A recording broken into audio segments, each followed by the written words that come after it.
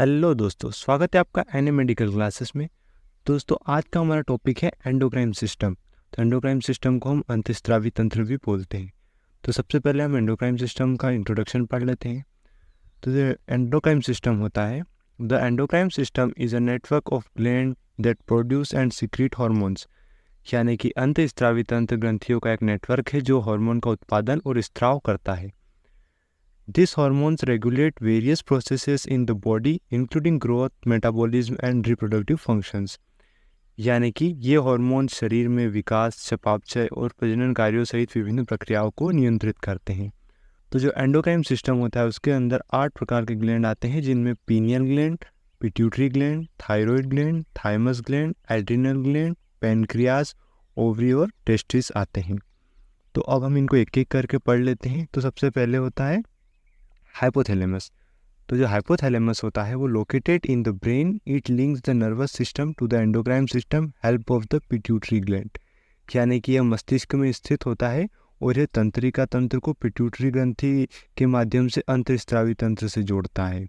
यानी कि जो हाइपोथैलेमस होता है वो हमारे नर्वस सिस्टम को हमारे एंडोक्राइन सिस्टम से जोड़ता है। किसके हेल्प से? पिट्यूटरी ग्लैंड के हेल्प से। और जो होता है ये produce releasing and inhibiting hormones that control the pituitary gland. यानी कि ये जो हाइपोथैलेमस होता है पिट्यूटरी ग्रंथि को नियंत्रित करने वाले हार्मोन का स्त्राव और उन्हें रोकने का कार्य करता है। फिर दूसरे नंबर पर आता है पिट्यूटरी ग्लैंड। तो जो पिट्यूटरी ग्लैंड होता है वो often called the master gland, it's located at the base of the brain. यानी कि इसे अक्सर मास्टर ग्रंथि भी कहा जाता है और ये मस्तिष्क के नीचे की ओर स्थित होती है। Divided into anterior and posterior lobes, each releasing different hormone. यानी कि आगे की ओर और पीछे की ओर दो लोबों में विभाजित होता है और प्रत्येक लोब अलग अलग हार्मोन जारी करते हैं। जिसके अंदर जो एंटीरियर लोब होता है वो ग्रोथ हार्मोन जिसे जीएच बोलते हैं, और थायराइड स्टिमुलेटिंग हार्मोन जिसे टीएसएच भी बोलते हैं, और एड्रिनोकोर्टिकोट्रोपिक हार्मोन जिसे एसीटीएच भी बोलते हैं, ये रिलीज करता है। और जो पोस्टीरियर लोब होता है पिट्यूटरी ग्लैंड का वो ऑक्सीटोसिन एंड वेसोप्रेसिन, जिन्हें एंटी डायरेटिक हार्मोन्स एडीएच भी बोलते हैं, वो ये भी रिलीज करता है।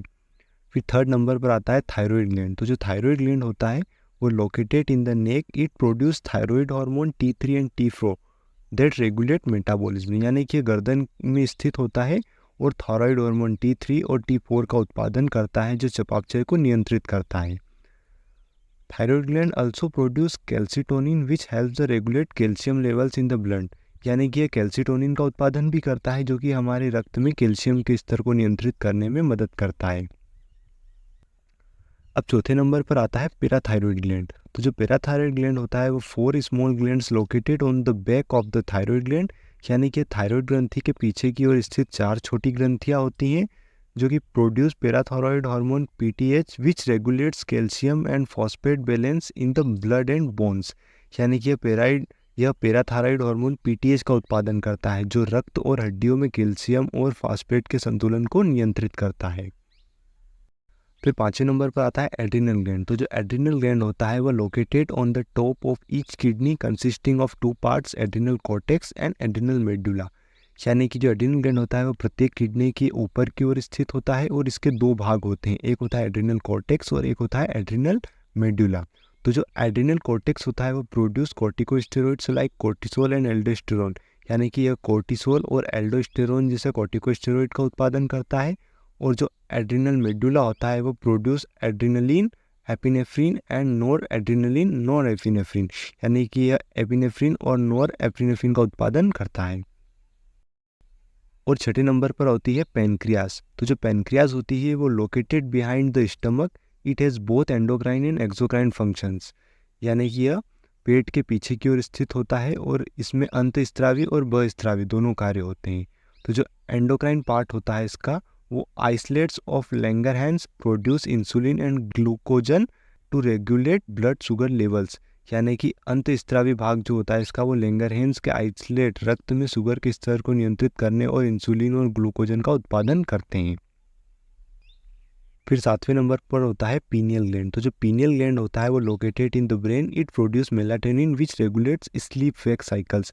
यानी कि यह मस्तिष्क में स्थित होता है और यह मेलाटोनिन का उत्पादन करता है जो कि हमारे सोने और जागने के चक्र को नियंत्रित करता है।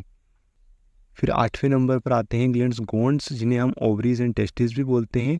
इनमें से जो ओवरीज होती है, जो कि फीमेल्स के अंदर होती है, वो produce estrogen and progesterone regulating menstrual cycle and pregnancy.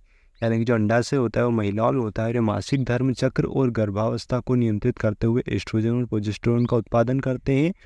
और फिर आते हैं टेस्टिस इन मेल्स, यानी कि produce testosterone regulating sperm production and male secondary sexual characteristic.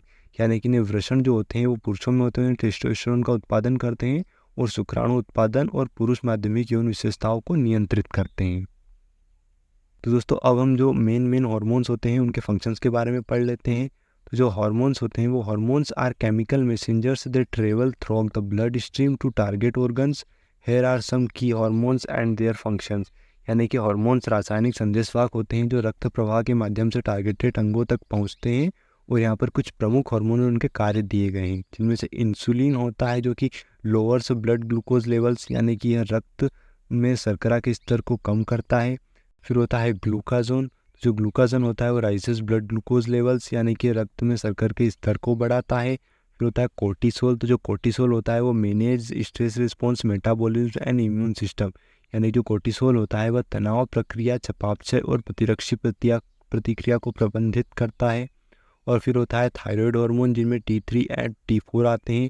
ये regulate metabolic rate and growth, यानी कि चयापचय दर और हमारे शरीर की वृद्धि को नियंत्रित करते हैं। फिर आते हैं एस्ट्रोजन एंड टेस्टोस्टेरोन, जो कि regulate reproductive system and secondary sexual characteristics, यानी कि हमारे प्रजनन प्रणाली और माध्यमिक यौन विशेषताओं को नियंत्रित करते हैं।